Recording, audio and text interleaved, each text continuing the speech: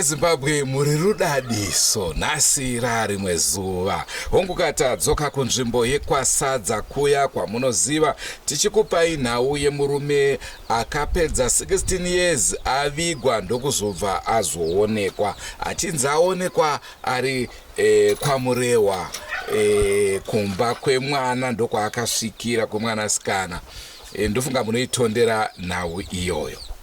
Linjani ke muli eZimbabwe siphendukile ke ngelinye uhlelo lethu lapho ke emulini okwagitshelwa khona umuntu kuthiwa yena ufile kanti hashi wayengafanga watholakala ke after 16 years lapho afikela khona emzini womntwana wakhe komrewa. Ipapo zvakave nemibvunzo kudarika mhinduro kuti munhu akavigwa akamuka here kana kuti vekuchipatara vakaswicha hembe vanhu vakazopesera vavaona chitupa nezvimwe zvese zvichiratidza kuti ndiye mufi wavo asi asiri iye. Ipapo takashayiwa mhinduro kuti zvakafamba sei kana kuti dzimwe nyika kamunhu akafa kunoku unogona kuzonzwa unzi awanikwa akwakati. Saka izvozvo hatina kukwanisa kuwana mhinduro kuti chii chaizvo chakatora nzvimbo. Zvakaoma shumba. Ke muli eZimbabwe lapha ke asazi kumbe esibhedlela lapho ke okwakule body le eyayifile yikho ke lapho ke odokotela abamisplaceayo imizimba leyo kumbe sithi ngumuntu owafayo waphinda wavuka asikwazi njengoba kusenzakala kwamanye amazwe ukuthi umuntu engafela kuleli lizwe uyakwazi ukuthi evuke futhi eseZimbabwe kumbe ni eseAustralia asazi ukuthi yini eyayenzakalayo kahle kahle. Nokuthi kunonzi kune vamwe vanorarama upenyu uviri vamwe hanzi utatu into udawo shumba. Naizvozvo kamuri eZimbabwe tati titange nekukuyeuchidzai nhau yacho iyoyo asi kasi kutaura kwatakaita kuti tikakwanisa kuti tinomuona kwabhora uko ndo kwaari kunzi ndo kwaari tikakwanisa kunovaona baba ava tichataura navo asi zvandingade kukuzisai ndezvekuti pese pataedza kuti tinge tichiwana access kuna baba ava aiwa tanga tichikundikana tazoshamiswawo zvakare mumhuri vamwe vakutonongedza kuti aiwa topfumaka neDrumas Media iri kukupa mari mwoida uchabatike. Zvakaoma. Muli eZimbabwe sizazama ke ngazo zonke indlela ukuthi ke sihambe siyobona ke lo okade kuthiwa yena ufile ke sizazama ukuthi sihambe khona ngale komrewa siyobona ukuthi ukhona yini. Isimanga ke muli eZimbabwe kuthiwa ke emulini ke kulokulisana ukuthi wena ke sufuna ukunotha ngeDrumas Media ke bekunika imali wedwa awusabambeki. Vanenge vari kuona matumbu ano vari kukura vakati rugare inamo idzi matumbi enamo.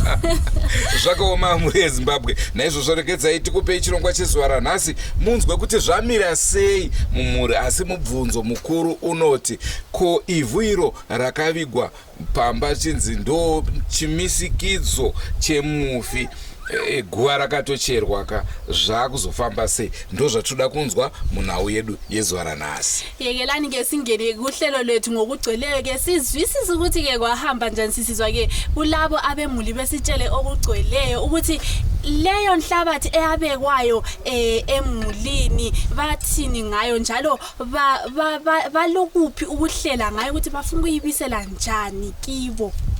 senguva dzese muri yezimbabwe tinokurudzirai kusubscribe kudrumas media. Drumas Media, taking you to another level. Indronzi Andrew Neshamba Nomsankomo.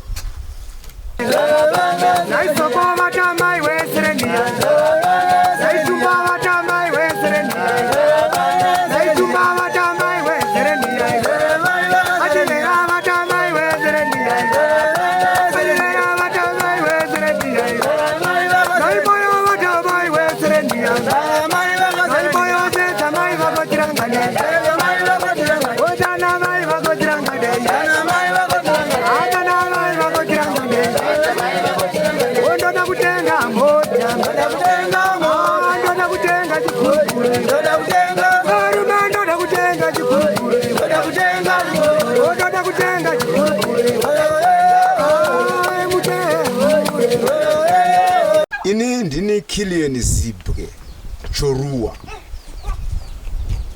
Ndinogara muno mudunhu raHeadman Kwenda mumusha wekwaMadau. Nokudaro mukoma wangu uya wandakashaya nguva yapera yandaitaura iya yamakanzwa neyamakaona akazowanikwa kwaMurehwa mushure memakore anokwana aita 16. Ndakaenda ndikanomuona kwaMurehwa saizvozvo, ndikaenda rwepiri ndikanomuona, ndikaenda rwetatu ndikanomuona. Takazoronga kuno semusha, musha wekwaChorua, chizvarwa chandakaberekwa. Ndobva tatumwa tiri vaviri, ini nemumwe munin'ina wangu anonzi Tendekai, kumunda Chorua. Tatumwa kudaro nekuda kwevanhu vanofambisa mashoko paWhatsApp system. Takati taapadema towards Chitungwiza. Ndakaisirwa message nemwanasikana wangu anonzi Future, anova biological daughter waWeston Chorua. Zvichinzi baba vamuri kuvinga kuno kuya kuzovatora, kuno havasisiko ndavashaya mangwanani ano. Pazuva iroro ndoraiti avashaya. Apa nguva dzakuenda kuma past 8 dzemangwanani, vachiti vanga vari munzira yekuenda kwamadzimai kwavanga vachipota vachiteurirwa muchitsauko chokurapwa. Zvanzi baba ndavashayiwa mangwanani ano, saka achiregai kuuya kuno kuzovatora, nokuti hatiri pamisheni yekunovatora kuti vachiuya kuno kumusha kwavo. Tichiburikidza shoko rekwarejistira wechikomba, madzishe echikomba, madzimambo emuchikomba, masabhuku emuwadi 22. Vanhu vose ivava vaimuda nekuti munhu wavo. Pamusoro pezvo, rejistira akanga ati ada kumutora mafingerprints panyowani, ozonokompewa kuforensic kunokompewa mafingerprints kuti aoneke kunzi ndiye here zvechokwadi ari kuraima here mafingerprints ake nechitupa chake zita ririko kare. Nokudaro isu hatina kudzokera shure, takasvika tikaburuka paMbare, tichibva taenda kunorara, tichibva taenda kunoona vana vedu vanogara kuEpworth Overspill. Takaswera ikoko kuzoti nguva dzakuenda kumapast 2 to 3 takazoenda kuNew Marlborough kunogara vamwe sekuru vedu nobva tanorarako. Tararako kudaro ave mangwana takasumuka ikoko ndokuenda mutauni muna Samora. Takakwira malifts makombi anoenda kwaBhora. Takasvika kuburuka paBhora mangwanani akare. Rwendo rwacho rwakatora maminitsi mashoma. Nobva tasvika ikoko takaona pamba paine mukuwasha nemwanasikana wake anga anyora grade 7, anga asaenda kuchikoro nechimwana chidiki chikomana. Tikabvunza kuti titaure kuti zvakafamba sei, zvikanzi baba vakashayikwa nezuro. Yanga yaamandi, vakashayikwa nezuro vachienda kwamadzimai kunoteurirwa kana kuti kunonamatirwa. Wow, right. Toda kutaura nemukadzi wako anova mwana wedu, anga ari kubasa kwaakanga ari papurazi riri nearby. Nobva tamufonera zvikanzi asi foni yake asiya kumba, chega tifonere pafoni yemumwe waanoshanda naye. Ndokubva tafona pane mumwe waanoshanda naye, nobva yadairwa. Nobva tatomunzwa achiti kuna Mai Linda, nekuti mwana wedu anonzi Mai Linda. Mai Linda ofoni taurana nababako, nobva aramba kutaura nesu. nobva vakata foni, vatafona rwepiri mbva varamba kutaura nesu, vatafona rwetatu mbva varamba kutaura nesu. Tikati isu zvaramba izvi. Tikati right, iwewe Mukuwasha, chitipa mwanasikana wako atiperekedze tidzokere kubhazi semuzukuru wedu, toda kusiya tamutengera chingwa uku. Mukuwasha akaramba nemwanasikana wake. Tikati right, zvamakashaya munhu nezuro kusvika nguva inei 24 hours dzakwana, makaudza sabhuku here? Sezvo makambe sabhuku anoziva kuti pano pane munhu akadaro. Makaudza local police here? Zvikanzi kwete, zvese izvo hatina. Ndikati saka izvozvo hanhu toudza sabhuku tonoudza mapurisa? Zvikanzi no, tinozonoudza sabhuku nemapurisa kana adzimai vangu Mailinda vadzoka. Kati alright, chitipa muzukuru wedu uyu mwana wako tinomutengera chingwa adzoke. Nobva aramba. Takazoziva mushure kuti chaita kuti Mukuwasha wedu uyu arambe, Weston anonzi akanga akavigwa pedyo panenge 100 meters kubva pamba pake eastwards, paakanga akavigwa ipapo, kuti isusu kuti hama dzake tisamutore. Nekuda kwekuti isusu hama dzake patakaitwa interview neDrumas Media, taitofungidzirwa kunzi tiri kupota tichitengesa news kuDrumas Media about Weston, tichipota tichipuhwa mari hanzi $50 here at every report. Tikati no, hazvisizvo.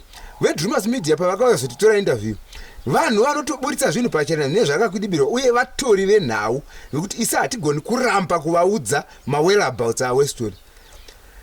Mwanasikana wedu iyeye nemumwe muzukuru wedu anonzi Bright Mo Murerwi, uya wandakambotaura nechiti takasvika tikanorara kumba kwake tichibva kukadoma last year, vakandituka zvekundituka zviya about this issue, vachindipa mhosva yekuti ndakutorarama nemari yekutengesa news dziri concern nezvaWeston. Vachindituka paintaneti, paWhatsApp, vari paintaneti vakatozviona, vari paWhatsApp vakatozviona. Inda handisiri pese ipapo, asi ndaitoudzwa uye kuratidzwa nevari paintaneti matukirwa andaitwa. Saka ndakadzoka kuno kumusha ndiine munin'ina wangu anonzi Tendekai Choruwa kumunda. Tikasvikoita report kuvakuru vedu vanga vatituma kuno kumusha kuti ndo zvaitika, ndo zviripo. Zvikanzi nevakuru, hapana zvekuzviita, zvaramba. Nekufamba kwenguva takazonzwa mawhereabouts ekuti akanga akavigwa nearby about 100 meters eastwards pamusha wemwanasikana wedu, pane kasango karipo. Saka isusu vanhu vasingaziviwo nezveko hataigona kusensa kuti tiende mudzimba dziri surrounding kunotsvaga. Right, zvapera izvozvo.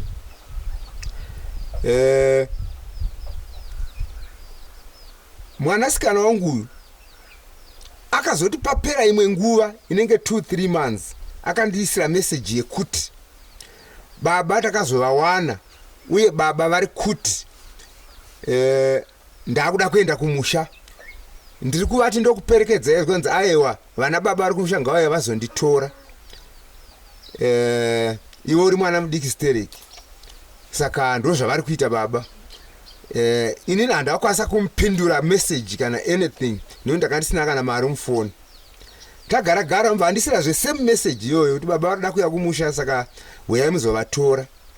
Inini semunhu akanga atukwa, uye ndakanga ndasviba mwoyo nekuti ndakanga ndatukwa. Moziva munhu atukwa anogumbuka.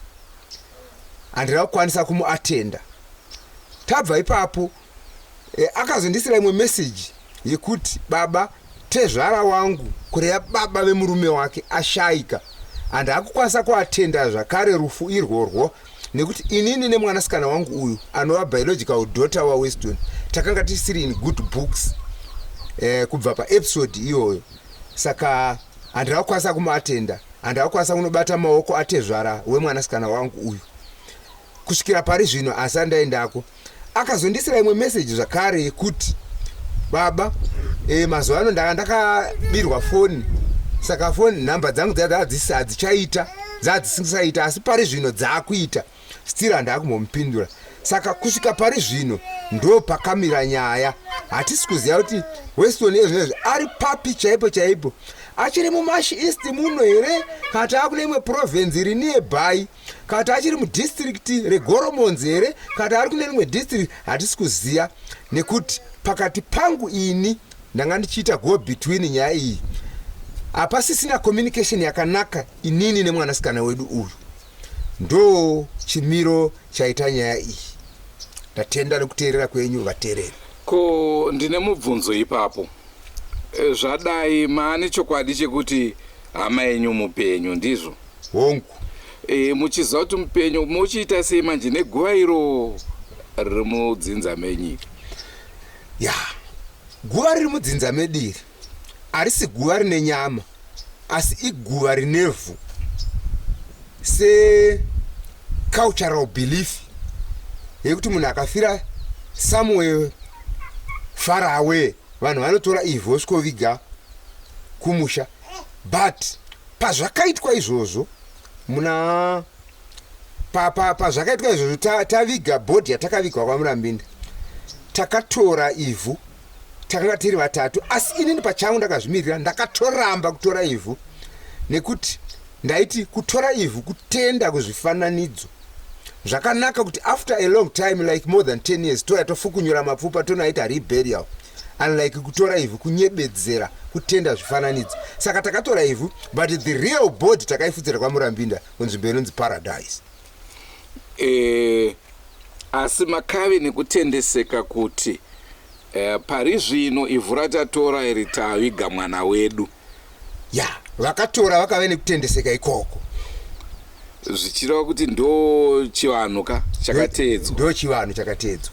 Saka izvezvi ndo pane mubvunzo wangu kuti zvochiitwa sei nekuti aonekwa kuti aiwa asiriye. Muchisiya zvakadaro here nekuti mamutende asi vedzinza vamwe vachitenda? Right. Vakanyanya kuinforsa kuti titore ivhiri. Inini ndakatomboyawo neimwe pfungwa. Ndikati ngatichitorai vamwe vanhu vanoti vanokwanisa kubisa ivhiri, asi vanhu vanoda kutotorwa nemari yekubhadharwa transport kubva kwavanenge vawanikwa. Saka vamwe vangu vakanyanya kuinforsa vacho vari kuita do down. Inini handina mari yekuita izvozvo, asi ndine chido nechishuwo chekuti dai zvaitwa. Nekuti ipapo ndo patiri kufunga kuti hazvichazopa here dambudziko kumhuri yenyu mune ramangwana, imimi mafa, vana venyu dzimwe nguva vanoteerawo kufa, vazukuru ava havachazoite dambudziko here nevhu iro remutorwa ramakaisa mudzinza menyu? Ivo vana vedu, like tatoo nevana vakuru vane vana vavowo. Tine vana vato varume vakuru vane vana vavowo. Ini ndakatombovapa zano rokuti honai vanakomana nemi vanasikana, ndimi muchiri kukura uye ndimi muchiri kugona kushanda. Unganidzai mari titore danho rekuti ivhu iri ribiswe mumusha medu nemudzinza medu. Vakabvumirana neni kuti ndizvozvo. But pamberapo vamwe vakabisa ikaungana, vamwe vakaregera. Vakambe vabisa vaiyaungana vakazoti no vamwe varamba, saka mari yedu haikwanisi kunotora vanhu, chitidzosera hedu mari yedu. Ndio danho ratakatora iro.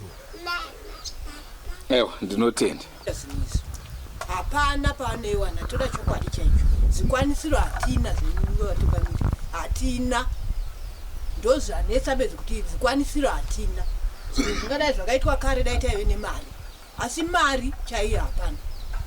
Ndochokwadi chiripo. Saka zvochiitwa sei naye mama? Saka ipapa apa ndo patakangomirira kuti takashaya kuti tochidii, kuti titi vana vacho vanongowanawo madhora, vana baba vacho vakura havachafenzi. Saka ipapa apa takashaya kuti tochitangira papi, ndobva zvangomira zvakadaro. Andicho chirongwa chatakupai muri yeZimbabwe. Ndofunga mazvinzwira mega kuti zvakamira sei. Hanzi vanoita haramuskara manyama amiri nerongo. Chishona chacho apa chandikurira shumba. Ndakadza kunzwisisa kuti muri kuti hazvina kutitwa, hazvina kumira zvakanaka. akubi sibili muri yeZimbabwe njengoba lizizweleke ubaba lapha ebechasisa hayi kusho ukuthi akumanga kahle lapha asazi ke ukuthi kuzahamba njani. naizvozvo ndo chirongwa chatanga tinacho muzuva ranhasi. Ngatisanganei mune zvimwe zvirongwa, asi tichiri muno masadza tichambokupai chimwe chirongwa zvakare tisati tabuda. Mborambai vekwasadza vanga vakutifonera kuti ko imimi sei veDrumas Media musisadzoke kuno. Aiwa, musatione kunonoka tanga tichiuya. Besibuya muli eZimbabwe, besibuya ke bese besidinga ke kwasadza lapho ukuthi veDrumas Media lingaphi. Hayi kanti ke namhla sinyathelile ke endaweni silolunye ke uhlelo futhi enye indaba ke futhi muli eZimbabwe esathi liphakulele yona evela khonapha kosadza. Endrune shamba ndiro zita rangu Nomsankomo. Sengwa dzese tinokurudzira kusubscribe kuDrumas Media. Drumas Media, taking you to another level. Goodbye my friends. Goodbye my friends. Wakamboonana tichazoonana nerimwe zuva hama dzangu. Goodbye my friends.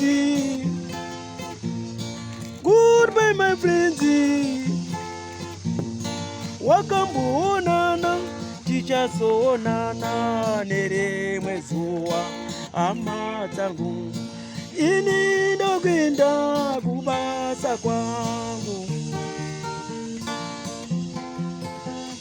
Iwe makiwe mkaranga.